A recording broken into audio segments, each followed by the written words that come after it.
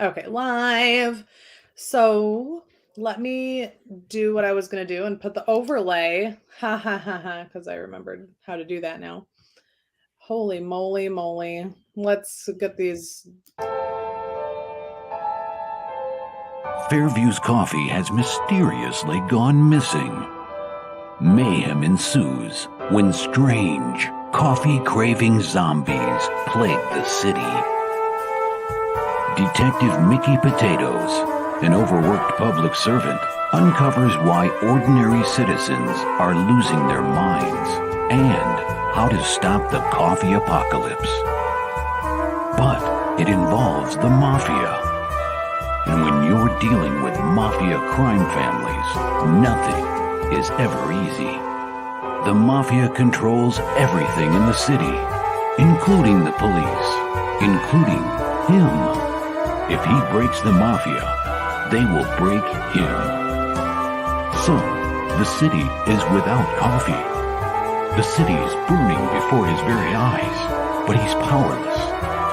Detective Potatoes has the power to stop the coffee apocalypse, but if he does, he could lose everything.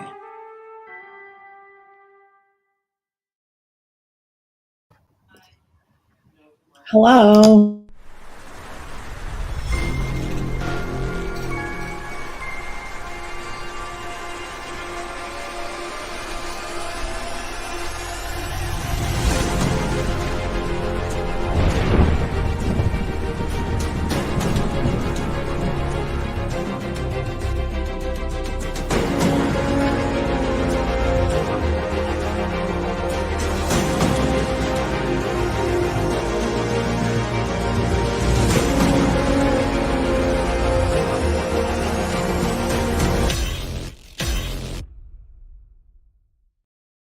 Not from Disney.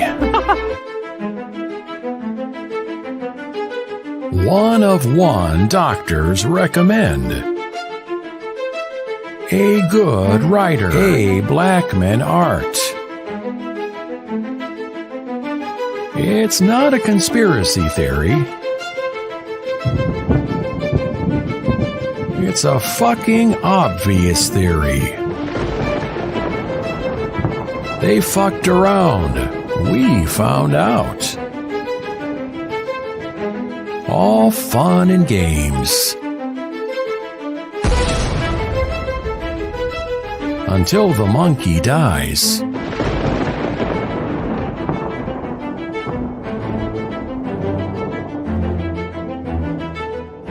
Welcome to First World.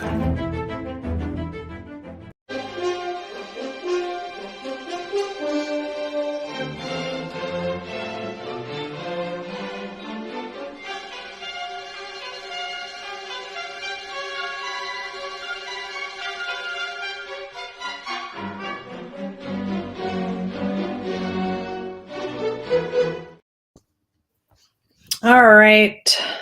I guess, what do I got? One more here, I think, and then we're good to go. And our first guest should be here any second.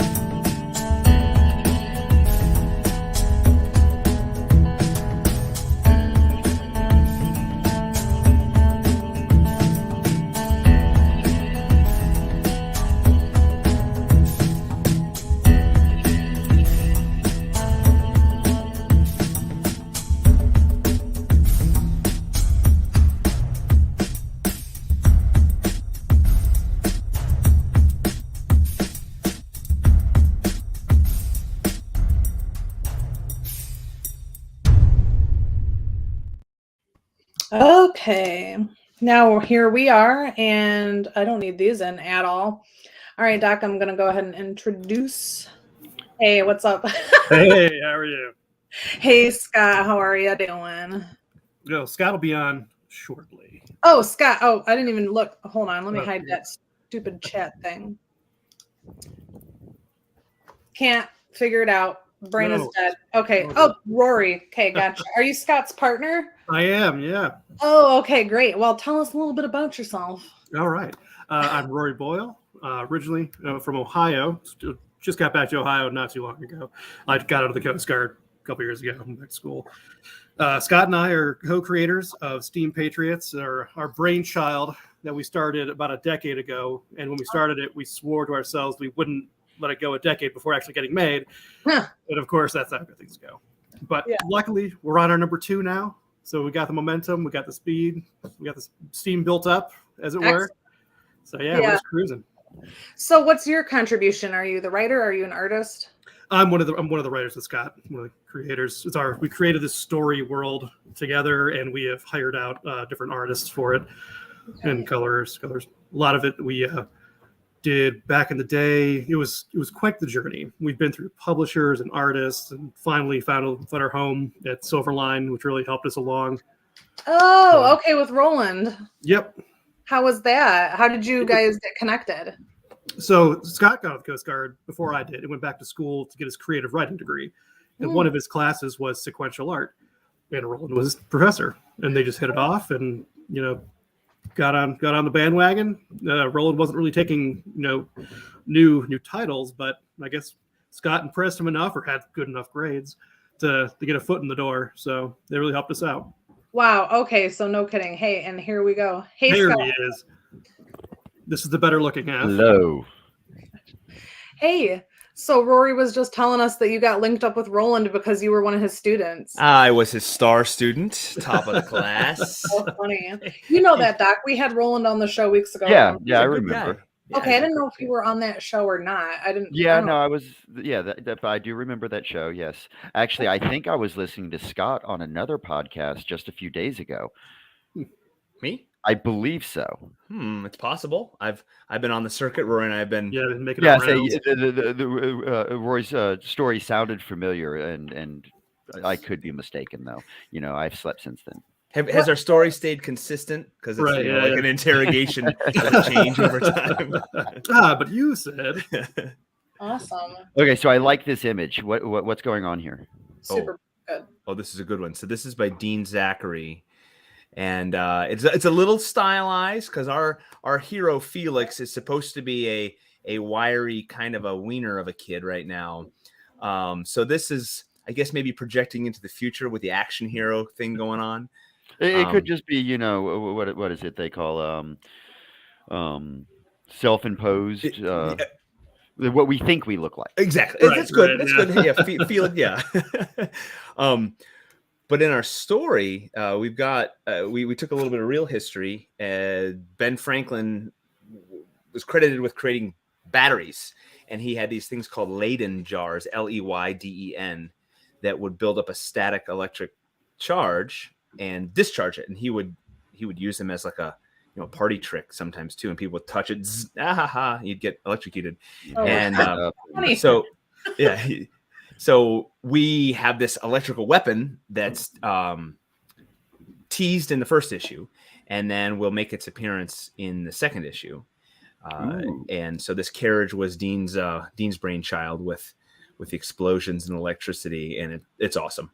So I see that you guys have like this vintage, historically accurate, but also steampunk thing going on here with the art. Oh, yeah.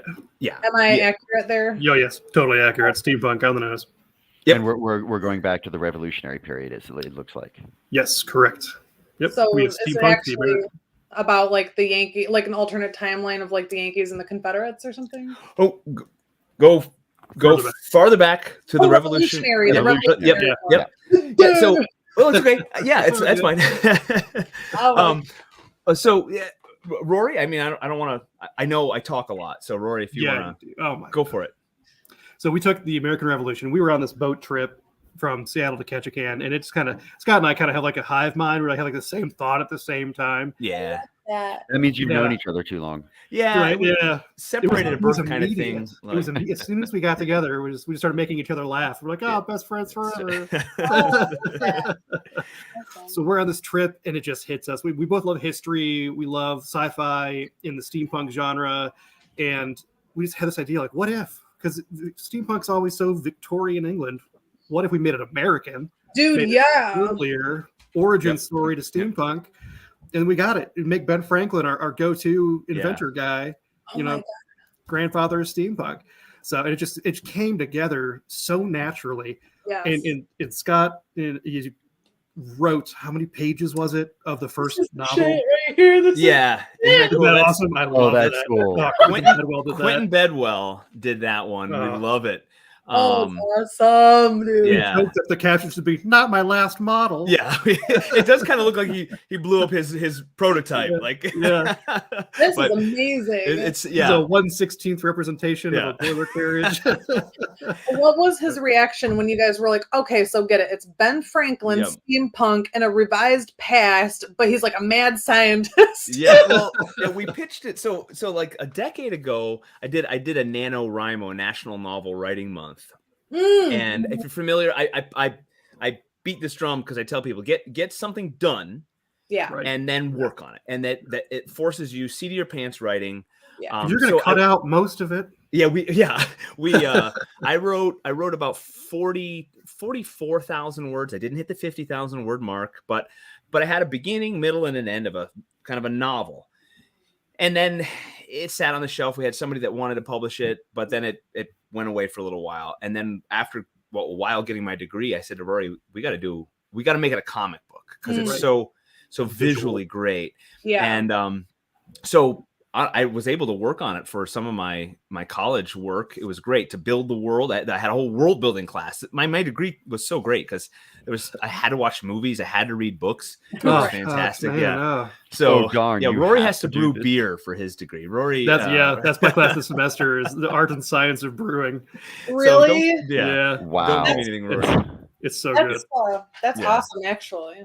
So I learned how to brew beer I on developed the the world, and Rory and I, we had we have mountains and mountains and mountains of information to draw from. And when I pitched it to Roland in Silverline, he's like, I wasn't really thinking about taking any stories, but I really like your story. Yeah. And I mean, we were of course super happy that he did. Yeah. And we just love watching people's brains like turn off and restart when they start putting those two things together. Revolutionary War, Steam. That works. All I right. fucking love that. You guys. It's amazing. And it's patriotic, it's American, it's like Yeah. We stick to real history. We don't want to take accomplishments away from real people. Yeah. But we also didn't want like Felix being like Forrest Gump or Magic Schoolhouse flying around and seeing and doing it. Just so happens to be at all the major events. Right. Yeah. It's his story. It's Felix's story, and in issue 1 he meets Washington very briefly, and then is sent off to Franklin, and we're gonna follow real history. So, but Felix he'll be involved. In issue 3, there's an event in September of '76 that happens that there's no clear explanation for. Each side blames the other. We're gonna have it be Felix's fault. That's as spoilery as I'll get. Wherever we can like weasel our way into history. And like, this is what. Most reductionist version of the plot of Akira you can get to. So not something terrible to kind of follow in the same type of footsteps. So like changed everything. So right. Yeah. So are you guys gonna do? Are you gonna actually? Sorry, Doc. Scott. I am Doc's you. What you are to Rory. I will just never shut the fuck up.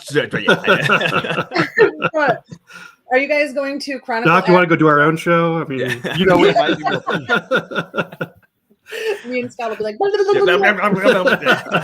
every now and then I'm gonna go. I can jump in the middle of it, but you jump in with an actually. I was gonna ask if you guys, it just flicks my hand. Are you guys gonna do actual real battles like the shot heard around the world, the Battle of Lexington, the storming of the armories? We skipped a little ahead to August of 76. That is when the British left after Boston, and they went up north and hung out there, and then came back in the summer of 76. And it's funny, like old wars, everything takes so long, and there's always this like everybody staring at each other for months. Yeah. And there's like 400 ships in New York Harbor. And I get it, because like, what are the Americans supposed to do? Like, oh crap. So August of 76 is when they start coming ashore in Long Island. And then there's the Battle of Long Island, Battle of Brooklyn Heights. There's different names for each portion of it. So yes, we start with the Battle of Long Island in issue 1. And you said that's August of 76. August so it's of 76. After all of the major events that we all know about. So we're not doing of the lead up. Yeah. Because we wanted it. We could have started at so many different places, but we wanted to jump in, and we wanted to have deep characters. So it was our hope that in the opening issue people would get that, like, okay, Felix is young and ambitious, and he's like, yeah, we're going to kick British butt. And his dad, though, is hesitant because this means an upheaval of everything, and it's scary. So we wanted his dad to have, reservations. And so some people might say, oh, he's a loyalist. And then, or, you could just say, well, maybe he's just worried. Normal, maybe just normal. That's right. So we wanted events to have happened, so the world is established that war is happening, that the independence has been declared, and the redcoats almost already won, and this is the tail end of how the world or the United States comes together. Well, yeah, it'll go through the war, and we wanted the war. I mean, the Americans did. George Washington did not do a great job through most of the war. So it was a whole bunch of luck and they tactical retreat. It's very hard to attack America geographically. Very hard. Right. I don't care. With the lines of communication, of course. I mean, again, we're talking months for stuff to get to England, and then orders to come back and stuff. So it's always like there's a flurry of activity, and then there's a stretch of not much, and you have these little things happening. But there was so much to draw from. Roy and I too. We have mountains. Look at all the books behind Scott. I've read all those. By the way, I mean, really, should have a PhD. I haven't read it. But we wanted. I've read the cover of every one of them. Every one of them. Yes. Sometimes the jacket, the liner notes. But there's so much to draw from. Now, are we going to see any other pertinent characters besides Benjamin Franklin? Are we going to see Thomas Paine? Are we going to see any of the other pertinent characters from history in this? Rory? Yes. I don't know how much you want me to divulge. Because Franklin, interesting, good deal. Yes, Franklin goes off to France for most of the war, so there's going to be a handoff of mentorship versions of negotiations over there. Now, is it the NC-17 version when he goes over to France? No, we're gonna we're keeping it pretty family friendly, and we're not going to dive too deep into. Sorry, I'm a history buff too. Those details. The Franklin After Dark. Yeah, that might be a good spin-off story all in itself. He was a very suave man. I'm not entirely sure how. I've seen photos of him, but he's a talker. He was a celebrity though. Really, he arrived in, and he specifically he would wear his fur hat and a deer skin or whatever, and because he wanted to be like the quintessential colonial, and he was a celebrity. He owned that shit, didn't he? Yeah. Oh yeah.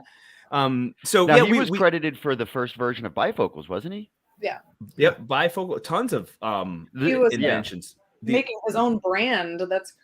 Well, how accurate was the story I've heard about him flying the kite and the electricity? I think that's a farce. Because I read a story, one of those true history ones, where they debunked what was it? Paul Revere, the ride of Paul Revere actually never happened, according to this. It was multiple people. It was multiple people, and one of the bigger ones was actually a man named Israel Bissell that made the ride, and he was a black man. And he was the one that was screaming it, and it just didn't rhyme as well as Paul Revere. Oh, right. So he's the one that got put into the song. Yeah. But I thought but there Paul was Revere was still the one if by light and two if by sea guy, right? yes, but Yeah, it wasn't yes, actually done by yeah. Paul Revere. He never left the bar. Oh, I really? thought he was the one who like got the first. No, that was a gentleman by the name of Israel Bissell. Okay. From what I've heard and read in history, and I try to, half of what they taught me in school is just flat wrong. It's not even that it's inaccurate; it's just wrong. Interesting. Well, but anyways, one of the things I heard about Benjamin Franklin was with that electricity kite thing, as far fetched as it sounds, is that it was actually one of his children out there on a block of wax holding onto the kite while he yelled instructions from the barn.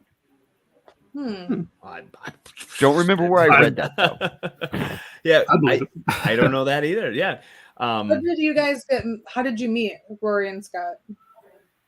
Oh, so he was my boss and he made me do all this. Yeah, I'm going to read a book. Yeah. We were, It's kind of the same. we were in the Coast Guard together, and we were both stationed in Buffalo, New York, at the same time. So, And were you his ranking officer, or no, we were enlisted scum. Yeah, he was. Gotcha. Okay. Yeah, I just outranked him by 2 pay grades. His boss, I was a horrid taskmaster. Big surprise when the Great Lakes freeze. There's a fair amount of downtime for the armed forces watching the Great Lakes. Imagine. Yep. Yeah. And then, like he said, I had gotten orders to catch a can, and my wife and I bought a boat in Seattle, sight unseen, and Rory helped bring the boat from Seattle to catch a can over a 6, almost 7 day voyage, and it was awesome. So that's a whole story in and of itself. But yeah, we spent a good portion of that plotting out the book, ideas, and like I said, it can spin wildly out of control with ideas we have. Yeah, Rory's working on another storyline that has to do with Felix's brother. And we have Same universe, I assume. Exactly. No, In our universe, yeah, we're expanding now. If it's popular, so to all the millionaires that want to be a patron for Steam Patriots, Any angel investors out there, we'll take PayPal, and we will build the Steam Patriots world. We have other characters we would like to do, like a one shot, or just a mini series for another campaign. His brother might just be a mini series, but again, if it's has enough momentum, we'll keep his brother's story going as well, because the potential is there to be awesome. Here's a pitch. The first Thanksgiving was a very interesting one. You're talking Pilgrims that Thanksgiving, or like the first? Yeah, no, the Pilgrims that Thanksgiving. Yeah, the entire thing that we know of Thanksgiving is based off of one man's journal, William Bradford. Oh yeah, I forgot you're the authority in the United States on Thanksgiving, Doc. Sorry, yeah, my family celebrated Thanksgiving since the very first one. My Oh, you're a son of the Mayflower. Cool. Yes. Yeah. Cool. I'm actually also I'm a member of the Sons of the American Revolution as well. Mm-hmm. Very nice. I have a friend. She's a daughter of both. Yeah, I actually got mine through my grandmother, who was a daughter, and I just had to prove lineage to her. Right. Very cool. Yeah, I have genealogy that says one of my ancestors was in the war, and so it's very easy to do the paperwork. You just have to pay for it. Just have to do it. Yeah, I probably should. That would be a good idea for this. Yeah. All I got is potato famine. We came over. Yeah, my people were fighting the British way before your people. Yeah, right. The Vikings, so. And my people raised the money for the Mayflower. They're the ones that were petitioning the wealthy to The famine. So is this another project of you guys? So Silverline has so many releases. titles right. to get out. Right. They team them up, and this so I will put in a hearty plug for Beyond the Stars. Ron Fortier and his team. Ron is an awesome guy, prolific creator. Oh yeah, he's got books. Check him out. Airship 27 is his other thing that he does. And he reviews pulp novels and all this sort of stuff. He does really cool stuff. And they're both the second issue in the series, Steam Patriots 2, Beyond the Stars 2. His is a sci-fi. Epic. I feel it's just a big sci-fi world with really cool characters. So Beyond the Stars 1 was awesome. I enjoyed it, and I'm really looking forward to Beyond the Stars 2. I know nothing about the plot for the second, and we just team them up. Roland and the Silverline people try their best to put titles together where the audience would like both of them merge. Yeah. I remember usually Roland talking marketing. about that when he was on the show on how he runs his campaigns. It's a slog for anybody that's done a crowdfunding campaign or even created. So there's so much work to getting it done, and then getting it in front of people, and then it's even harder. If you don't have a big organization, and if you're doing this, Silverline's small, and so he was. For the whole Silverline team to do a campaign every month, or every other month, is still because you've got to have time for fulfillment, and because and the other thing, Silverline. All of whenever they crowdfund a project, they're complete. So people are really just pre-ordering. There's no speculation. All the stories are done. So when Kickstarter releases the funds, kablam, digital printing, just clicks print. It's everything's ready to go. It's just a matter of the Kickstarter money being there, and print and ship and. Fulfillment and on to the next campaign. Exactly. Yeah. So Steam Patriots 3 is going to be in the artist's hands soon. That's another side of it too, is working with artists and their schedules and our schedules. Both of you are writers?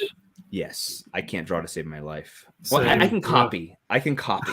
Okay, so who's the brilliant artist that put this together?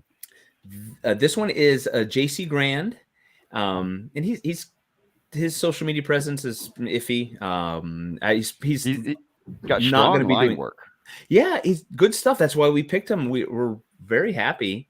We're likely going to have another artist for 3 and 4, just schedule wise and so forth. How did you get introduced or linked up with your artist, if you don't mind me asking? I used Facebook. There's a group called Connecting.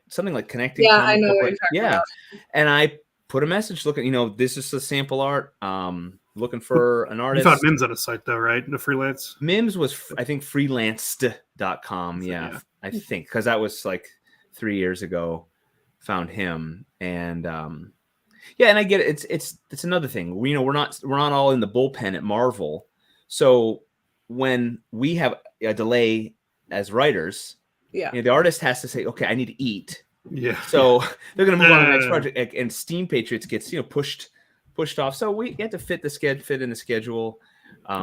Again, we would love a wealthy patron to help us overcome these problems, but that's just the nature of being independent press and creators, and finding artists that we can fit in their schedule and that they match our style and we can afford them. And it's not that we don't think they're priced right. It's a lot of work, so it's expensive. And you pay for quality. Yeah, 22 pages, and do they ink and do they color? So then we need to maybe find an inker and colorist.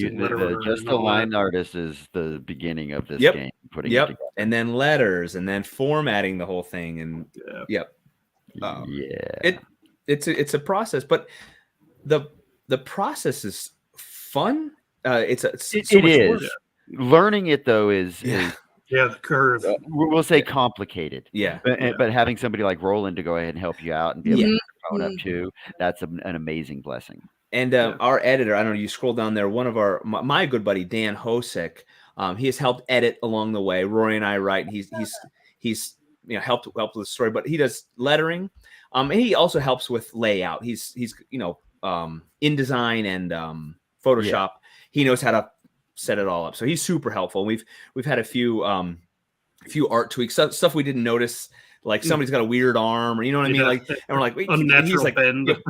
You fix that. That's nice. Now that being digital, he's a graphic artist. Yeah, he knows what he's doing. Yeah, having one of those on your team is definitely is helpful. Yeah, because I try to do it like Microsoft Paint, and I'm clicking and give up, start playing Minesweeper. No, I end up getting lost in Photoshop. I have access to the suite, and I will start with Photoshop and end up with animate or After Effects or, and I have no idea how I got there. Right. And you've made nothing by the end of your. Well, I've made something, just not anything I'm going to show anybody. Well, just so we have another guest coming on, maybe at 7:30. I don't know when he's going to jump in, but we're totally cool to talk until then, you guys. Yeah, so, we do need to bounce in a few minutes. We have another. Right. Thank you guys so much. Yeah, so much fun. No worries, dude. This sounds absolutely incredible. I'm going to have to read into this and go ahead and throw you some to get this moving. I am a super huge history buff, so this is right up my page. Let's connect later, you guys. I am an illustrator, and I actually have a variant for Tyler Kirkham's Final Boss coming out in 2 weeks. Okay. So Yeah. I would love to talk shop with you guys at some point in the future. And we will happily co-promote. Everybody's doing their thing, and we want to spread the word. We are actually releasing our Kickstarter issue number 2 next week. Oh, fantastic! Good. Yeah. And so, we got to bounce, but if I can make the plug, you go to Kickstarter.com. You can search Steam Patriots. Right. We are at Steam Patriots on the socials. Like, follow, share, subscribe, tell all your friends, tell your enemies, and back our project. We would love, because if we could get to the halfway point this weekend, that'd be huge. That'd make me feel really happy. Yeah. Rory lacks emotion. He's a robot. So if you have any British friends, make sure you buy it and send it to them. Send it to and actually Peter Clinton, we love Peter Clinton. He's over in England. He did one of our covers. So thank you, Peter. We love you. And Quentin and Rodo and our whole team. So hey, I'm sorry, it's your show. We have to bounce. And have a good one, guys. Thank you so much. Thank you for having us. All right. You all have a wonderful night. See you guys. We'll talk more later. See you guys later. Yep. Absolutely. I'm following now. Oh, yeah. Thanks, man. See ya. Yeah. So we'll see when Michael hops on in here. That's so funny that I didn't know that you had backed his project. Yeah, no. I'm actually a fan. I've been looking into it, and it looks like it's going to be really cool. It's an anthology of just randomness. It'll keep my attention great, because I'll lose my attention 4 times reading the book. So if he's going to put 4 different stories in there for me, I'm good. Right. Yeah, I remember that from our last conversation about his project. Well, until he jumps in here, why don't you talk about whatever you want to talk about, Doc? Anything on your mind? Well, give me just 1 second, because I am following Steam Patriots on all the social medias. And here, let's go ahead and let's preview our campaign that we have coming up in the upcoming week that we're going to be launching on Thursday, 4/20. So let me... Oh, yeah, I got to talk to some people about that, like we discussed earlier. Okay, I got to do that. And... you'll be at this up there on the screen. Yep, Knoxville Fanboy. Yep. So I've got a booth set at Knoxville Fanboy, so you can catch us there. I will probably be there too. Can you throw me up on screen? Oh yeah, your screen. Yes. And then I can do remarks for you. Yeah. On there. Okay, so this is going to be our campaign. We're going to be kickstarting. First World Issue 2 is finished and ready to go ahead and go. So we're going to be launching it Thursday on 4/20, which is no more the most appropriate day I could think of to launch it. A real quick scroll through is it's going to look a whole lot like our next guest page. I think he had an incredible set out of his page. So what is it? Imitation's the best form of flattery. Is that what they say? Yeah. Fuck yeah. So yeah, we've of course got to throw that up there. Yeah. Oh, here he is. I heard a beep. Yeah, let's bring him on. And oh, absolutely. I'll throw mine. Oh, yep, pull it off. Hello there. Hey, what's up, guys? How are you doing, my friend? Thanks. That was close. Oh, you had plenty of time. I was filling the space. He was when I first clicked on it, it took me to like something else, asking me to like log in or something. Yeah, it did the same thing for me. That was weird. Yeah. It did it for them too. So I don't think it was me. I think it's StreamYards, because it doesn't happen 3 times. I was like, what the fuck? So hey, how are you doing, Michael? Got some updates for us? What do you want to talk about, my friend? Well, this Kickstarter, hopefully we can get some more people in on this. It's kind of stalled out the last couple of days. I will share this everywhere. Well, I just hit appreciate it that. up the other day. So you got a nice, I got a nice package. I should be receiving once this funds. Okay, I thought that was you. I thought. Yeah, that was me. No, yeah, like I said, I'm a fan. I'm a fan. You caught me on this last time you were on the show. So when Thank you you. went live, I've been following it. So when it went live, it sent me the email, and I had to jump on and be like, okay, yeah, let me get this one because I like the physical copies. I want them in my hand, but all Yeah. the extra add-ons and perks and things you threw on there, it just made sense to go ahead and throw a good $65 at it and be like, yeah, come on, bring it.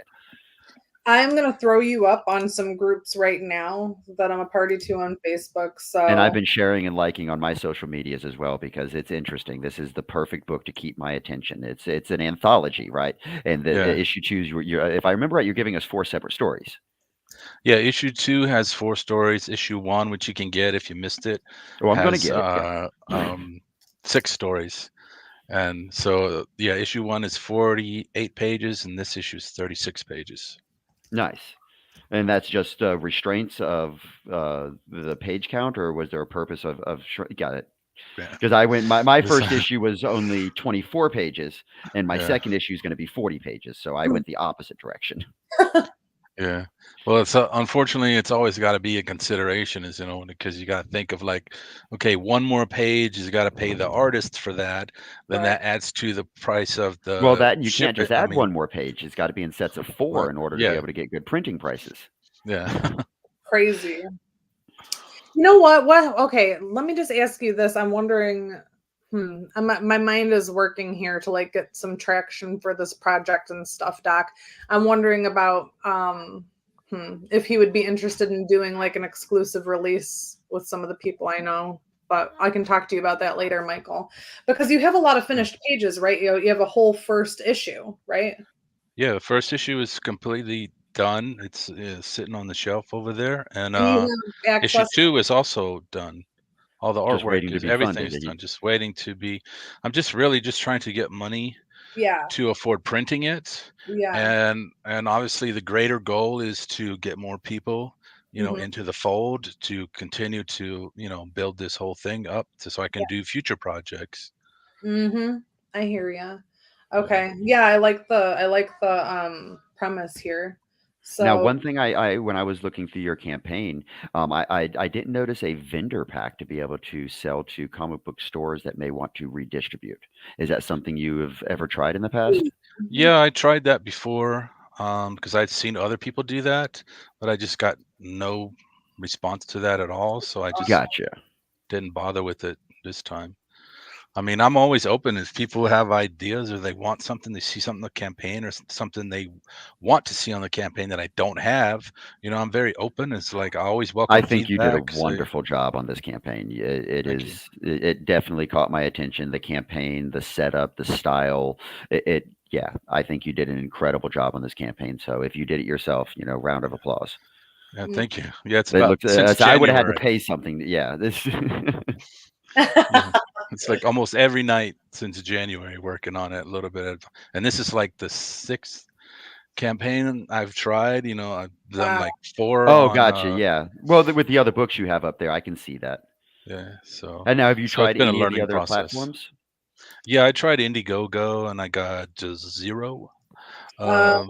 So I just said forget it. I'm not even gonna bother with it ever again. Have I you don't know tried some of the why. Just indie platforms like Fund My Comic and things like that? Have they been yeah, successful for you? I saw that. I saw him a few weeks ago talking with Pops about so I think maybe later, if this one is at least gets funded, then I'll maybe go over there and just offer everything and see what kind of response I get there. Right on. Yeah.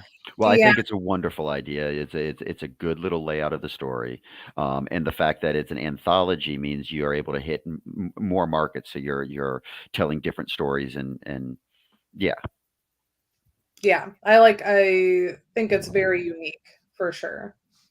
Thank you. And there's not a lot of horror really, in my opinion, that's coming out in indie. There's just a lot more fantasy action and stuff like that. And then also add on top of that, it's an anthology, which is really cool because it's a lot of easy to digest portions there. And I always like a good anthology. I always like a good book of short stories even. Now, Yeah, do you so find this it is a difficult? combination of, like we talked about last time. Some of them are standalone, and some of them are serialized. So if people like that, just want self-contained little nuggets of stories, that's in there. But we also, if you want to follow like an epic tale of like this character that's on the cover there, then hers is one of the serialized stories. Okay, and this is an awesome cover, by the way. Or I don't know if that is your. Yeah, that's the cover to issue 1. Okay. Yeah. Yeah, that is amazing. They did a really good job. Your artist did fantastic with that. I like this. Is this a tattoo? I forgot Yeah. to ask, I think. Okay, She has tattoos all over her body, and she is a supernatural character, so when she uses her powers, the tattoos glow. It's fucking sweet. Oh yeah, I remember us discussing. I was like, "How do you keep track of all of this?" Yeah. That's a Yeah, tale. he's got the machine going out there where he's just now. Yeah, just Do keep it you running. do you find it hard to tell a story when you're having to condense it and shorten it and still get the beginning, middle, and end as a cohesive thought in order to put Yeah. this mini together? Is that difficult, more difficult than telling a much longer story where you have the chance to build and develop characters?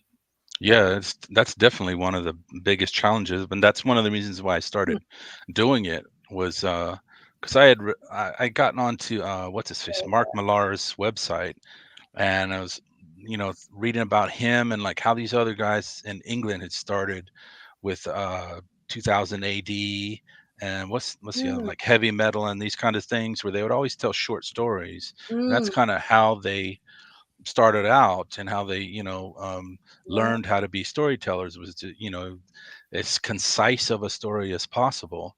And so that's something I took on. It's like, let me see if I could do that too. So it is definitely a challenge to tell an interesting, compelling story in just a few pages. But that's also like what's great about it, because if you can do it, then it's Then there's a you're lot of satisfaction with that. Yeah, I can see that. Yeah, because I would find that hard to be able to tell as much of the story as I want to tell from a creator point of view in such a small, yeah, in such a small net. I find myself overwording things on the regular. Yeah, That's why we and have a lot of these are Yeah, a lot that's of why I these have you. are a lot of these were much bigger stories that I condensed down to, like, can I take like, there's in the first issue, there's a story with zombies and wrestlers, and that came out of an idea I had for a feature-length film. But then I thought, is there a way that I can tell like a portion of that story to kind of get across the main idea, but just in a few pages? So Cut that's down what the I did. fat a little bit. Yeah. Have you Just ever considered writing like novella or short story collections as like a compendium to your comic work? Yeah, well, I've thought about if this comic thing doesn't really work out, Why not because I've do been, both at the same time and cross promote them with each other and stuff? it's a matter of time. I just don't Oh, okay. have the Mhm. time for a lot of, I got 2 kids and I hear all you. this other stuff I got to do. So Yeah. just putting, just like making these comics and, all the stuff you got to do with making the comics and the Kickstarters and all that, it just takes so much time. I It's hear like, you. I understand. Um, I also have 2 kids in work and life, so I just think that would be a super cool thing to do. Maybe add all of them also into a book at some point, because it's pretty evident that you truly enjoy writing. That's what's moving you to do everything that you're doing. Is what I'm yeah. getting, is that your love of storytelling and your love of writing. Oh yeah, definitely. I love writing. Just always got ideas in my head since I was a little kid, and Yeah. I really love. And the other reason is because I really love comic books. I just love the medium of comic books, that you have Mm, this combination of the art and the words and everything. So you got both things you can play with. So I really hoping that this can work out, because I just love the comic books. So You chose great artists too, by the way. So it's like a good Very strong. have different styles for every story, which I really like. It's cool. It's like a Twilight Zone in a book. yeah, that's one of my influences for sure. Mm, Is I love Twilight Zone growing up, and but also like more current, I guess, is like a Black Mirror kind of thing. So yeah, if people yeah. into that, they might like this. I love Black Mirror. It's a little scary because it's so fucking based off of reality now. But Yeah. great show. Conspiracy theories, 155 to none. Exactly. With this, yeah. Anyways, we'll just leave that one right there. I'm gonna have to back. How many pages is this? I'm sorry, we probably said that like 400 times. This one is 36 pages. 36 pages. Okay, got it. That's a good sized book, though. Yeah, Oh, that's and issue 1 is the 48. Okay. Oh yeah, got it. issue one. He went big or went go home is what that one looks like. Yeah. Yeah. No shit. I went all the fuck out on it. It was even going to be bigger too, but then I found out you can only have so many pages and have it be a saddle stitched comic. Before you have to go to gluing it. Yeah. Yeah, it's like 64, I think. And if Okay. any more than that, then it's got to be. Now, where's the perfect cutoff bound. where it goes from a comic to a graphic novel? Isn't that a page cutoff somewhere between like 45 and 60? Oh. Yeah, I think it's well, what I saw with Comics Wellspring and with the other one, Comic Impressions, it was like 64 pages. And then it So becomes a graphic novel, not a comic book. Then you have to. They'll only do a perfect bound. But if it's only like 64 pages, it's gonna be super, super thin. Tiny. Yeah. That's So why it's looking and good. also the price of printing it basically doubles. It goes up, but yeah, by not having it saddle stitched that way, yeah. So I was like, so I cut out some stuff from the first issue to shift it over to the second issue. So There you go. Yeah. Repurposing is always the creator's best friend. yeah. What do I have to do to get a physical copy of both of them? Is that this one? There's tiers called Ketchup. Oh, Yep. okay. That has And the first and second. Okay, got it. That's what I thought. And I may or may not have done the catch-up tier to get a physical copy because I'm a physical collector. I want them in my hand. The digital is cool to be able to look at it, not have to take it out of the sleeve, so that when you become rich and famous, I can be like, "Hey, Michael, you remember that time?" And yeah, and I might be able to get it rated, but never touched. Yeah. I really like having the physical books for whatever reason. I'm not a collector like that. So Yeah, no, I'm a hoarder. I don't need it to be perfect and never seen ever and never handled. No, I will buy a cover just to read. So I have reading covers and then I have collecting covers. Ooh, So yeah, I'm that guy. Ooh, same. What have you guys been reading lately, if you don't mind me asking? Anybody? Anything? Or no? I got this. Anyone ever remember Dungeons and Dragons? Oh, the shit. cartoon? Yes. Oh shit, yes. They just came out with a Why is mini that? series. Is that why I don't know Dungeons why. and Dragons is so fucking popular again all of a sudden? I don't know. They just all Yeah, of it a goes sudden they through have its that movie, phases.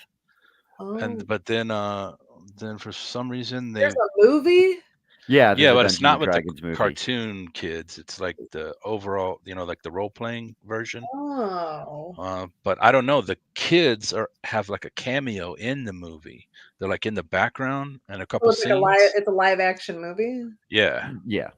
came out That's like 3 okay. weeks ago, I think. Oh no shit. Wow, okay. Yeah. Because It now didn't do too well though. people are always talking about like playing the Dungeons and Dragons video games, like the old fucking games they had, and people I know are talking about actually playing the in-person board game or whatever. And I'm like, well, RPG, the RPG paper games. That's what I'm yes, I'm just sitting here thinking to myself, how long's it been? How many years has it been since I've played a D&D game I was like, or what the any fuck? kind of an RPG game? Yeah. I think I Cool might to be even a start a nerd campaign. now. It's so Do what? weird. I said it's cool to be a nerd now. It's so weird. Yeah. Like when I was growing up, if you played Dungeons and Dragons, people were like, "Ew, you're fucking gross. Like you must stink." And now it's like super cool to be like, "I'm good, play video games and shit," which is Yeah, I fine. was blessed with the Nerd. ability to not give a shit what my peers thought when I was growing up, so I Oh, just I did give what I want. either, but it just made like the scarcity of it. You know what I mean? Like finding other people who enjoyed the things and being able to pick it up in stores and shit was a pain in the fucking ass. When we were It'd probably be a Yeah. lot easier to play now that we have the mics and the things like internet. this. Yeah. Oh, that's a good point. That would be fun to play it, even just streaming with people. Actually, huh. There's somebody does that on Pop's network. Yeah, see, I think somebody Yeah. already plays. Do that. That's wild. That sounds Well, fun. and I think I remember reading somewhere that show what is it, Vox Machina on Amazon Prime. is a version of a D&D game that's been played that they decided to animate. A lot of people have done that. A lot of people have done that. Actually, my favorite game of all times is the Elder Scrolls 3 Morrowind. And what's famous about that is like the mechanics sucking as to like how you level and like your hit ratios, because you can actually swing a sword but not actually do damage until you like level your sword skill. But they had based the original physics on Dungeons and Dragons dice rolling. So because they had been fans of and played Dungeons and Dragons, the people who created it. So anyways, it's influenced so much. I've never played, but I guess When I was a kid, I actually wrote 2 games that were RPG style Dungeons and Dragons games that were universes all of their own. Oh, So I've been a fan. I've been playing those games for years. It's just been years since I've played them. Yeah. Well, we have 12 minutes left, maybe 10. I got to get right off at 8, apparently. I guess Roland's going to run right in. So what do you want to talk about, Michael? You can talk about anything you want for the next 10 minutes. Sure. Well, I'll just talk about the campaign. If anybody's not aware of what this is, so Epic of Darkness is an very adult horror anthology. So like I was saying, there's some self-contained stories, there's some serialized stories. The main anchor of the book is that character there, and so her story is serialized throughout the book. And I think the first story will be like in 4 parts, so the first 4 issues. So the general theme of the book is sort of like exploring the downfall of mankind. I think if I'm of the impression that things right now are not very good and that they're not headed in a good direction. So this is the summer coming up. We're just getting a future glimpse of what's really happening. Yeah, just a couple months you'll be seeing all kinds of fucked up shit.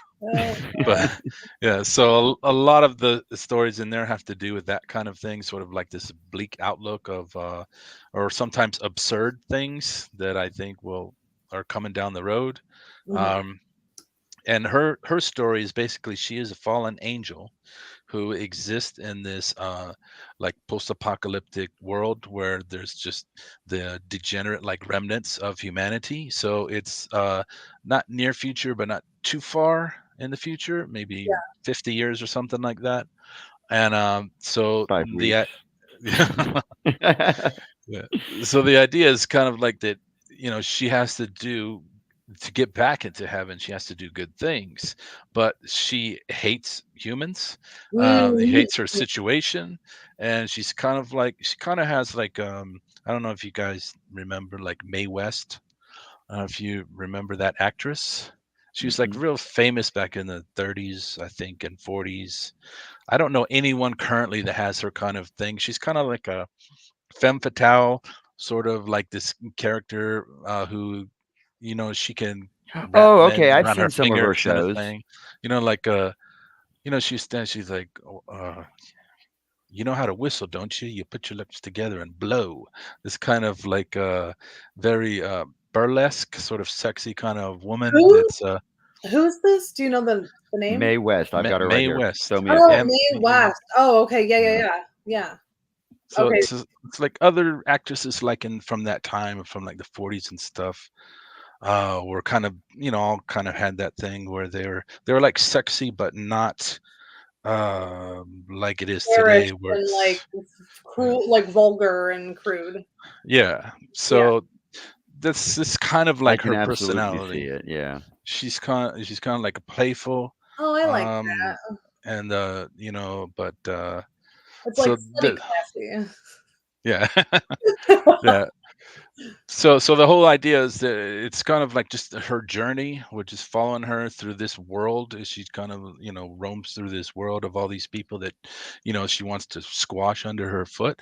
But so she's like, and she's kind of pulled between these two ideas of, salvation or damnation, because it's like she's tempted by all these different things. So we'll get to learn more about her, and she's got supernatural powers, like I was saying before. And with each chapter, we'll see like what these powers are. Like in the first one, we saw that she was sort of a shapeshifter. But that's not exactly what's going on, but we'll see more of it in the second issue. Is this for fallen angels? Do they get this?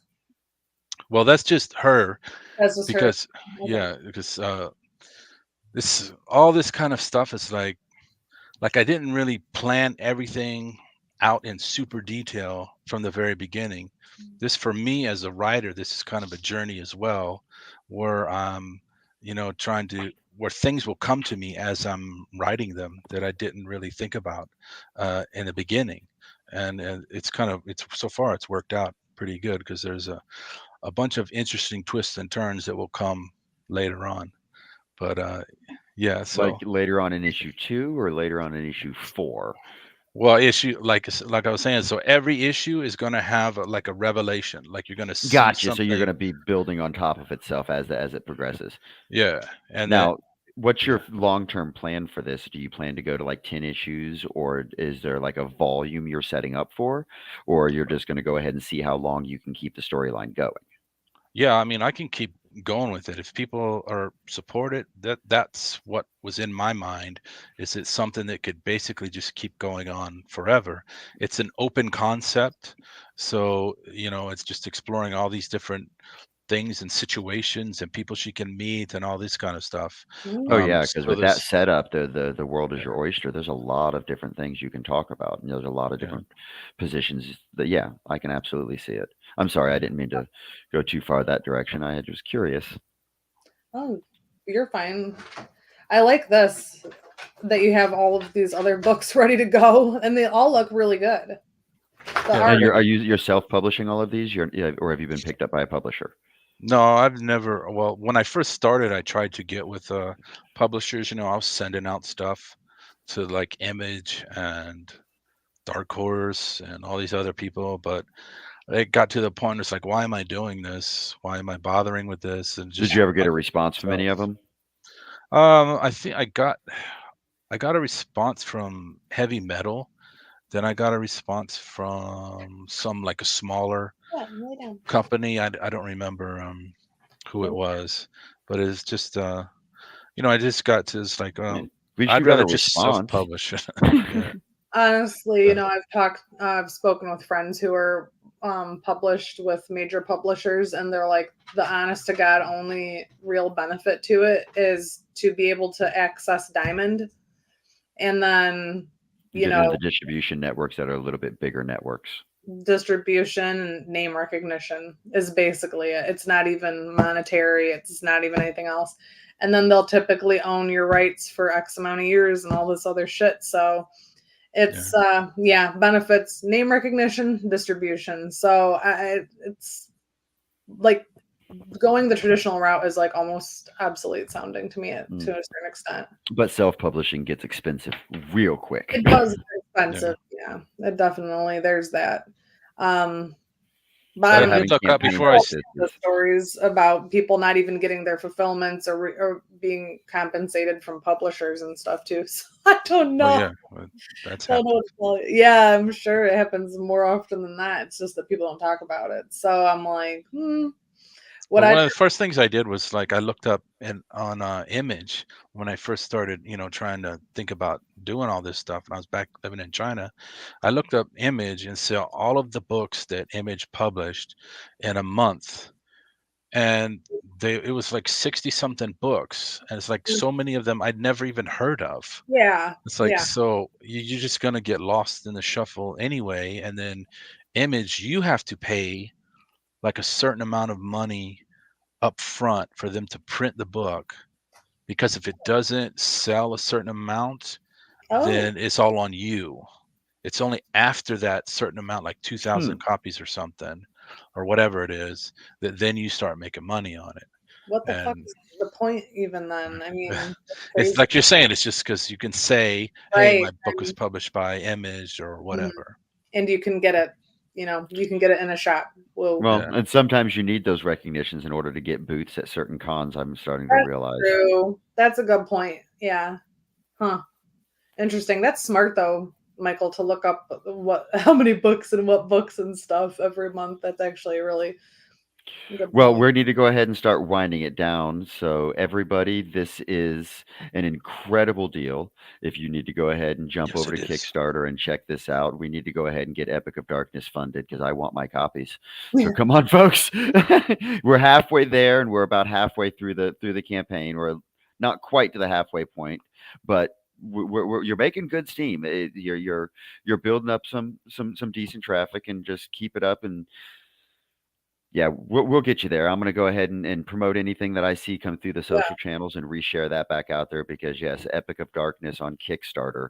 We've got, 25 to almost a month left to go ahead and get this over the finish line. He's not asking too much. What's that? 1,200 is your goal? Yes. Very reasonable. That's extremely reasonable, and that's almost not enough to print it, but Right. it's a good starting point to make sure it gets funded and moved on, especially since you're finished with it. So hopefully we're just going to blow that number right out of the water and push beyond it, Yeah. and keep it going on there. Do you have any other spots coming up on any other networks? There's well, I've got another interview this Wednesday. But after that, I haven't been able to set up anything. So Okay. I'll send you some links to some other shows and stuff too. If you need them, let me know. yeah, definitely. I mean, I'll anybody that'll have me, I'll be willing to go on and talk about Jump it. on and talk about it. Talk Okay, about it. Talk about it. Or talk about anything, really. I don't really care. Yeah. We'll use them in their Epic of Darkness somewhere. Well, your campaign looks amazing. The book I am super excited for. This is something that I'm now waiting for. So we will definitely be watching it very closely as we gear a little bit closer towards the end there. Yeah, I think you did an incredible job. Thank you and congratulations, Michael. This looks like Thank it's you a very lot much. of fun. Yeah. I really appreciate it. I really appreciate it. Awesome. All right, guys. I'll see you all next week. Well, Yes. see you soon, Michael. Let me know. Hit me up after the show. Bye, Right. guys. Bye-bye. Bye all.